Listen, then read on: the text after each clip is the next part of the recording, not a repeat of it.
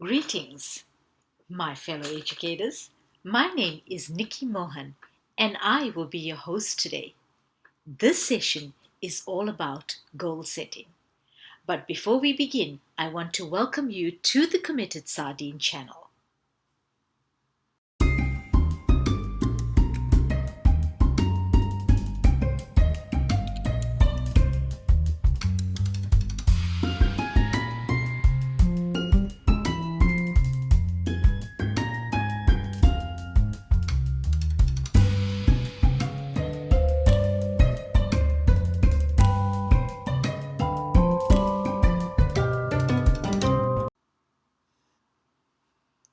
So, what is the purpose of education?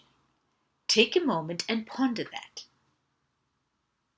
Now that you have thought about that, my next question is, what is our job as educators? I want you to think about that for a moment, please. I think, and I know you will agree when I say that our job as educators is to prepare students for life. And just how do we do that? Because that is no simple task. We do that by equipping them with the essential skills that will help them succeed. I am sure you are all listing them in your head, like problem solving, collaboration, creativity, being a good citizen. Some even include digital citizenship. You get the idea. To help us fulfill our mandate as educators, we must ensure that this happens, that is, helping our students succeed in life both now and in the future.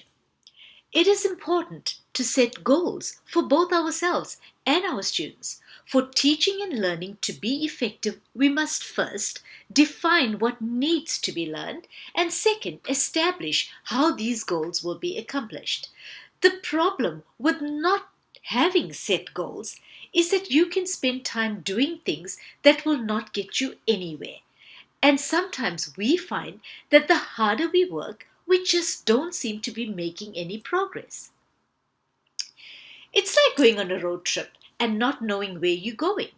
Or perhaps you have a destination in mind, and if you don't know which route to take, you may get there, but it will take you a long time, or you may not even get there at all.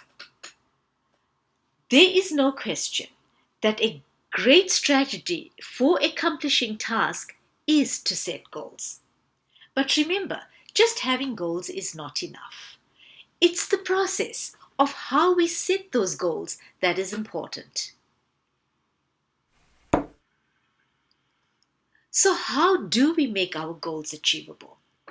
In this session, we will share strategies on how to set goals that will help you clarify your ideas, focus your efforts, use time and resources productively.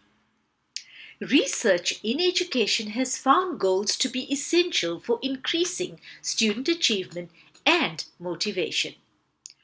John Hattie is well known for his comprehensive meta-analysis of educational outcomes, and his findings categorically state that the effective use of goals is one of the most powerful instructional interventions known for improving student academic success.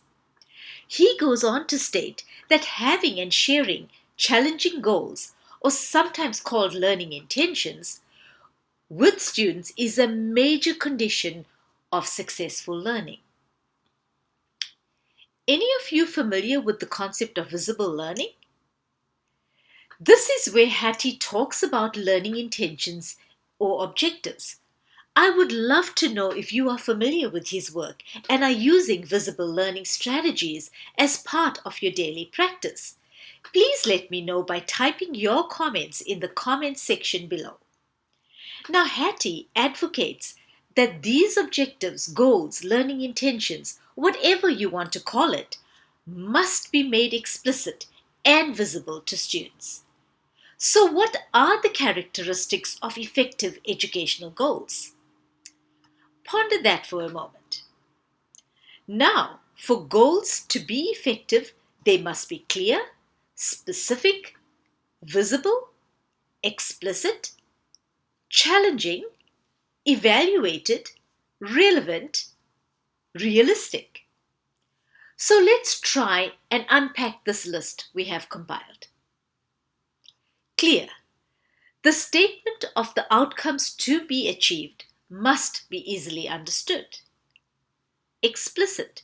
The criteria for achieving the goal must be mutually understood, that is, by both student and teacher. Visible. The goal and criteria must be easily accessible and viewed. Evaluated. Clarify how success criteria will be assessed. Specific. The goal must be clearly defined. Relevant. The goal must be appropriate to the age, ability level of the student, and must also be meaningful to the learner. Challenging. The goal must present some difficulty as a way to motivate and energize students. What we don't realize is that goals are part of our everyday lives. Goals provide us with a sense of direction and, in many instances, motivation as well. When we set goals, no matter how small, what we are doing is providing ourselves with a target that we aim for. This could be as simple as setting an alarm clock to wake us up at 6 a.m. or to ensure we leave the house at 8 a.m. to be in time for our 8:30 meeting, or be able to run 5 kilometers in 1 hour.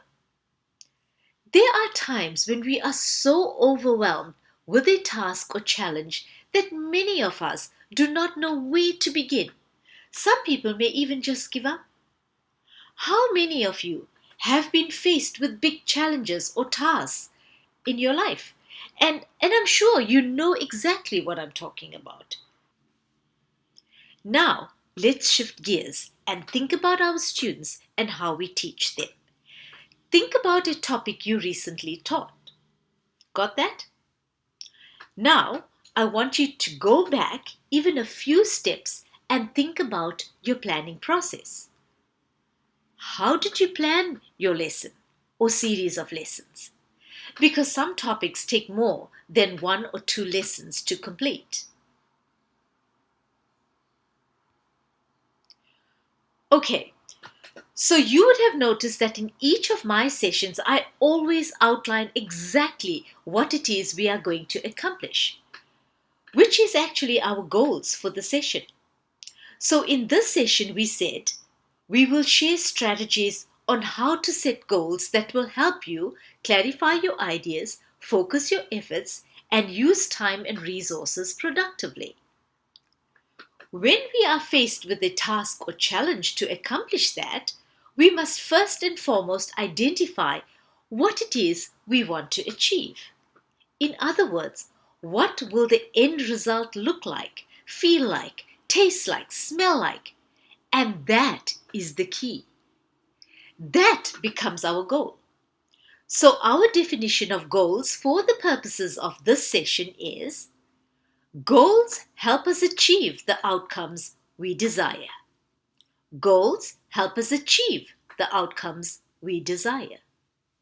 Now that we have our goal, we then got to work towards accomplishing that goal. And to do that, we begin by identifying what it is we need to do in order to be successful. In other words, we have to map out all the steps that must be taken to achieve success. I will introduce you to 2 strategies. The first strategy is thinking with the end in mind, or backward design. Backward design is a framework developed by Wiggins and McTighe. So let me explain. So currently we are here. Let's call that point A. And our goal is to get to point B. Now, how do we get from point A to point B? We need to have a roadmap. In other words, steps that will help us get from point A to point B. So what is the first thing we need to do? And then the second thing, and the third thing. Let's say we need to take 5 steps. 1, 2, 3, 4, 5. So each step becomes a milestone. It's like building a house. We need to have an architect draw us a plan before we start the building project. The same applies when you are planning a lesson or unit of work. First, set a goal and then determine where your students are at that point in terms of their knowledge and understanding. Then, determine small steps that you will need to have, which will include tasks and activities to get your students to achieve the set goal. The second strategy is called SMART goals. SMART goals use a specific set of criteria to help ensure that objectives are clearly defined and attainable within a certain time frame. SMART is an acronym that stands for specific, measurable, achievable, realistic, and timely. Each component of the SMART goal framework works together to help creating a goal that is carefully planned, clear, and trackable. Let's take a closer look at what each of these terms mean.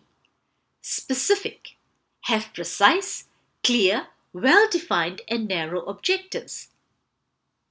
Measurable: have specific criteria you will use to measure progress or success, and be clear about what evidence you will collect to show progress or success. Achievable: have goals that are attainable and can be accomplished within a particular time frame. Realistic: have goals that are relevant to your students and that can be achieved by them. Timely: have a clear time frame from start to finish dates, as well as timelines for the completion of each milestone. Now that was a brief overview of what SMART represents.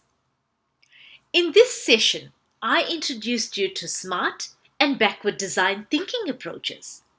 You may already be using these strategies to set goals without even knowing it. However, going forward, I want you to consciously and deliberately use these approaches when planning your next lesson to create goals, outcomes, learning intentions, whatever you call it at your school or organization. Please let us know how you got on in the comment section. Your comments are a valuable part of this process. By sharing your thoughts and experiences, it helps us all learn. Thank you for joining me for this tutorial on goal setting.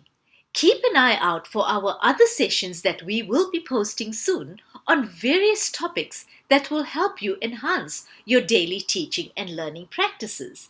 And remember, if you want to dive deeper into any one of the topics, please let us know and we will definitely create a workshop for you where we'll provide you with hands-on experience and specific examples that you can use immediately with your students. Please give us a thumbs up to let us know you enjoyed the session. Also remember to hit that subscribe button and the bell icon so that you are notified when we upload new videos, and also you will get to know what's happening on the Committed Sardine channel. Thanks for watching. See you soon.